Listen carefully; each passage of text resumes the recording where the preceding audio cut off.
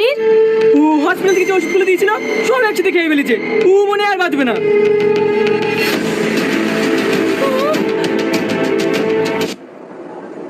তুই কি ভাবছিস এসব নাটক করলে তুই ছাড় পেয়ে যাবি? আমি নাটক করছি না সালমা, তোমরা যদি আমাকে মেরেও ফেলো না, তবু আমি শুধু একটা কথাই বলবো, আমি এসবের কিচ্ছু জানিনি।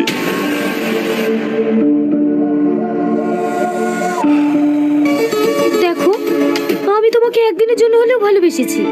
তুমি এভাবে পড়ে পড়ে মার খাচ্ছ, কষ্ট পাচ্ছ, আমার খারাপ লাগছে না বলো? তোমার অ্যাকাউন্ট থেকে এতগুলো টাকা ট্রান্সফার হয়েছে, তার সমস্ত এভিডেন্স আমাদের কাছে আছে। তোমার বাঁচার আর কোনো উপায় নাই।